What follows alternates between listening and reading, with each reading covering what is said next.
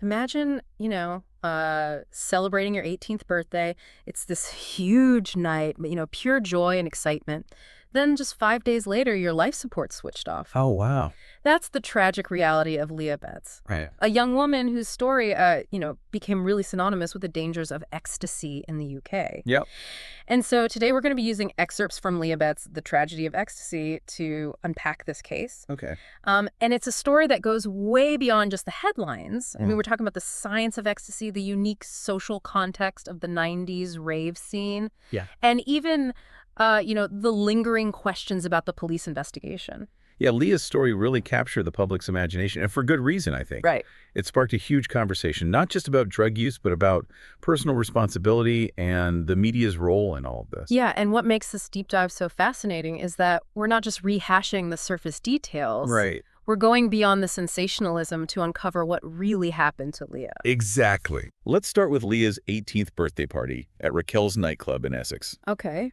This was 1995, rave culture was booming, and ecstasy was often seen as, like, the fuel for these all-night parties. It's hard to grasp now, but back then there wasn't the same awareness about the risks. Right. Some people saw ecstasy as just, a fun, harmless party drug, Yeah. but there was a lot of misinformation going around, especially about staying hydrated while on the drug. Right. The advice at the time was to drink lots of water to avoid dehydration from all the dancing. Oh, While well, well-intentioned, this advice had tragic consequences for Leah. so she took an ecstasy tablet. It had an apple symbol stamped on it, which became a chilling detail in the story. Yeah. And at a friend's house later that night, she started feeling unwell. She drank a lot of water, and that's where things took a devastating turn. Yeah. What many people didn't understand then was that taking in excessive water, especially combined with ecstasy, could be incredibly dangerous. And that brings us to the science. The excessive water intake diluted the sodium in Leah's blood, leading to a condition called hyponatremia. Okay, and to explain that a bit further for our listener, this essentially means the balance of electrolytes in her body was thrown off and her cells started to swell with water. It's a bit like overwatering a plant. Too much of a good thing can cause serious harm. Exactly. This in turn triggered something called SIADH, or a syndrome of inappropriate antidiuretic hormone secretion. Her Right. body couldn't regulate its fluid balance properly, leading to a dangerous buildup of water. And the most critical part of this is that Leah's brain started to swell, leading to a coma from which she never recovered. Right. And it's just gut-wrenching to imagine what her family went through, especially knowing it was 5 days after her birthday. It really highlights the devastating ripple effect of these events. Leah's father, Paul, a former policeman, was quoted as saying, "Look what can happen when young people don't listen. One tablet could end her life." What sort of a buzz is that, for God's sake? You can hear the anguish, the frustration, and perhaps even some guilt in his words. Wow, it's like a raw emotional response to a tragedy no parent should face. And it's important to remember that Leah's younger brother, William, was also there witnessing this unfold. Absolutely, it underscores the impact on the entire family, on everyone who loved Leah. But the story doesn't end there. After her death, the police launched a massive investigation. You would right. They wanted answers. They needed to find out who supplied the ecstasy tablet that Leah took. And their focus immediately turned to Raquel's nightclub. What did they uncover? Well, 35 officers were assigned to the case, and it cost an estimated £300,000, which gives you an idea of how seriously they were taking it. Wow. They arrested several of Leah's friends, but finding the actual dealer, the source of the ecstasy, proved to be a challenge. It's like they hit a wall. You have this devastating outcome, but tracing the drug back to its origin seems almost impossible. It really highlights the difficulties in tackling drug supply chains, especially within a culture like the 90s rave scene, where the demand for ecstasy was high. It's a complex system with many layers. So two of Leah's friends were prosecuted. One received what's called a conditional discharge, and the other was acquitted after a retrial. Could you explain those legal terms for our listener? Sure. A conditional discharge means that the individual doesn't receive a formal punishment as long as they meet certain conditions set by the court. And being acquitted after a retrial means that after a second trial, the individual was found not guilty of the charges. The key point here is that despite the police efforts, the person who actually sold Leah the tablet remained unidentified. It's like a missing piece of the puzzle, a lingering question mark. But what we can't ignore is that Leah's story became a national sensation. Right. It dominated the headlines, and the image of this seemingly innocent young woman falling victim to ecstasy fueled public fear and anxiety about the drug. The media undeniably played a role in shaping the narrative. Journalist Walter Huntley summed it up well at the time. He said, "Every so often an event occurs which shocks us out of our apathy. The tragedy of Leah Betts is such an event." It's a powerful statement. But beyond the headlines, we have to remember Leah as an individual, not just a symbol or a warning. This wasn't just about the dangers of ecstasy. It was about the complexities of adolescence, the influence of social pressures, and the critical importance of making informed choices. Absolutely. And there's another layer to this case that's really intriguing, the Essex Boys connection. Just a month after Leah's death, three men known as the Essex Boys, Tony Tucker, Pat Tate, and Craig Rolfe, were found shot dead in a Range Rover. A classic gangland execution. Okay, so we have a tragic drug-related death and then a brutal gangland slaying. What's the connection? Why did people link these two events? Well, rumors began circulating that Tucker's gang controlled the drug trade at Raquel's, the very club where Leah bought the ecstasy tablet. This led to speculation that the Essex Boys' murders were some form of revenge for Leah's death.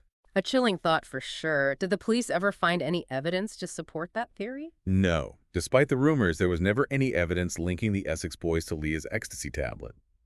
The murders were ultimately attributed to an underworld feud, a settling of scores within their own criminal circles.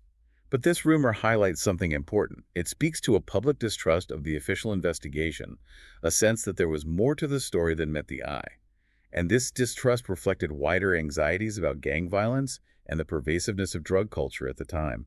So while the Essex Boys' murders were likely unrelated to Leah's death, they became entangled in the public imagination, adding another layer of complexity to an already tragic story. But even without that connection, the fact that Leah's father, a former policeman with firearms expertise, was questioned by the police about the Essex Boys' murders adds another layer of intrigue, doesn't it? It certainly does. Yeah. And it speaks to the wide-reaching consequences of these events, how they intertwined with various aspects of society, from law enforcement to the criminal underworld.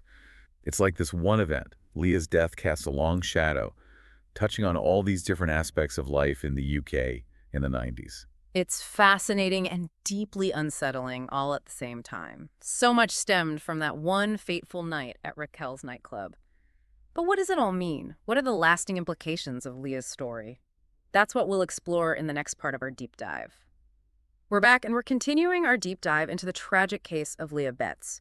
It's a story that continues to resonate even decades later because it brought the dangers of ecstasy to the forefront of the public consciousness. It's true. Leah's case became a defining moment in the UK's conversation about drugs. Before her death, there was a certain naivety surrounding ecstasy. Some saw it as just another party drug, but Leah's story shattered that perception. Right, it forced people to confront the very real dangers of ecstasy, especially the risks associated with misinformation about hydration. I remember back in the 90s, everyone at raves was carrying water bottles. We thought we were being responsible, but we were actually putting ourselves at risk. It's a stark reminder of how important accurate information is when it comes to drugs. Absolutely. The advice to drink lots of water while well-intentioned was ultimately flawed, as we saw in Leah's case. It's a tragic example of how even seemingly harmless advice can have devastating consequences. Leah's case also sparked a heated national debate. Some argued for a zero-tolerance approach, cracking down hard on drug use. Others pushed for harm reduction strategies, focusing on minimizing the risks associated with drug use. It was, and still is, a complex issue with no easy answers. Exactly. Leah's story became a lightning rod for these debates, forcing society to grapple with the reality of drug use and the best way to address it. There were no simple solutions, and the conversation became very polarized. Leah's image, particularly the photograph of her lying in a hospital bed, became iconic. It was used in countless anti-drug campaigns, often with the stark message, "This could be you." That image became a symbol, a warning about the potential consequences of drug use. But using Leah's image in this way also sparked ethical debates. Was it exploitative to use a personal tragedy to push a certain agenda? It's a valid question. On one hand, you can understand her family's desire to use Leah's story to prevent others from suffering the same fate. On the other hand, some felt it sensationalized her death and failed to address the wider social and cultural factors that contribute to drug use. I think both sides of the argument have valid points. It's a complex issue with no easy answers. What we can't deny is that Leah's story and that image had a profound impact on public perception. It sparked conversations, challenged assumptions, and forced people to think critically about drug use. And it highlighted the limitations of simply saying don't do drugs. We need to equip young people with knowledge, resources, and support to make informed choices and understand the risks. So in a way, Leah's tragedy became a catalyst for change, pushing for a more nuanced and informed approach to drug use. It wasn't just about scaring people, it was about encouraging responsible choices, harm reduction, and a more compassionate understanding of drug use. Exactly. Leah's legacy isn't just about the dangers of ecstasy, it's about fostering a more open and honest conversation about drugs. It's about moving beyond fear and judgment and acknowledging the complexities of this issue. Okay, so we've talked about the social and cultural impact of Leah's case, but let's go back to the science of ecstasy for a moment. It's important to understand what this drug actually does to the body and why it can be so dangerous. You're absolutely right. Ecstasy, also known as MDMA, is a synthetic drug that acts as both a stimulant and a psychedelic. It affects the brain by increasing the activity of certain neurotransmitters, particularly serotonin, dopamine, and norepinephrine. And those are the chemicals that influence our mood, motivation, and sense of connection, Yeah. right? That's right. So initially, ecstasy creates feelings of euphoria, increased energy, heightened senses, and a feeling of emotional closeness with others. It's easy to see why it became so popular in the rave scene where those feelings are amplified by the music and the social environment. But as we've discussed, there's a dark side to these effects. We know dehydration played a role in Leah's case, but it goes beyond just dancing and sweating, right? Exactly. Ecstasy also affects the body's natural thirst mechanism, meaning someone on the drug might not feel thirsty even when they're dehydrated. This can lead to dangerously low levels of water in the body. And we've already discussed how drinking excessive amounts of water, especially in combination with ecstasy, can lead to hyponatremia and brain swelling. It's this strange paradox where both dehydration and overhydration can be dangerous. That's the complexity of it. It's not a simple equation. The effects of ecstasy can vary significantly from person to person, depending on factors like dosage, purity, individual metabolism, and even the environment they're in. So it's not as straightforward as saying one tablet is safe or two tablets are dangerous. It's much more nuanced than that. Absolutely. That's why education and harm reduction are so crucial. People need to be aware of the risks, the potential for interactions with other substances, and the importance of seeking help if they experience adverse effects. And it's not just about the immediate physical dangers. There's also the question of long-term psychological effects. Can ecstasy have lasting impacts on the brain? That's an area where research is ongoing. But some studies suggest that long-term ecstasy use can lead to changes in brain structure and function, especially in areas related to memory learning and emotional processing. So even if someone doesn't experience immediate harm, there could be subtle long-term consequences. It's possible. However, the research is still evolving. We need more studies to fully understand the long-term effects of ecstasy on the brain. It's another layer of complexity to this already complicated issue. But what we do know for sure is that ecstasy is a powerful drug with the potential for both immediate and long-term effects on the body and mind. Right. And Leah's story serves as a potent reminder that we need to approach drug use with caution, knowledge, and a commitment to harm reduction. We can't afford to be naive about the risks. Well said. We've covered a lot of ground today, from the specifics of Leah's case to the wider social and cultural implications. But there's one final piece of the puzzle we need to explore. What happened to Raquel's nightclub, the place where this tragedy unfolded? What became of the venue after Leah's death? Stay tuned for the final part of our deep dive, where we'll uncover the fate of Raquel's and discuss the enduring lessons we can learn from Leah's case even decades later. Welcome back to the deep dive. We've been, exploring the layers of Leah Beth's story, the science behind ecstasy, and the broader social context of the 90s. But before we wrap up, I'm curious about what happened to Raquel's nightclub. It's strange to think that after such a tragedy, life at the club just went on as usual, right? Well, not exactly. Raquel's actually closed down a few years after Leah's death in 1998. The club couldn't escape the shadow of what happened. So the place where it all began ultimately couldn't shake off the association with Leah's death. It seems that way. The negative publicity, combined with changing trends in nightlife at the time, contributed to its closure. It's a reminder that actions have consequences, and those consequences can reach far beyond individuals. They can affect entire communities, even physical spaces. Yeah, it's thought-provoking, isn't it? To consider all the other stories, the other lives that passed through those doors, both before and after that night, it makes you realize the scale of the impact. You're right. It reinforces the idea that behind every headline, every statistic, there are real people with their own unique experiences. Leah's story became a symbol, but it's crucial to remember the individual human cost. So as we conclude our deep dive into Leah's case, what are the key takeaways for our listener? What should we remember about this story? Well, Leah's story serves as a powerful reminder of how complex drug use is. It's not just about personal choices, but also about social influences. The culture we live in, access to accurate information, and the support systems available.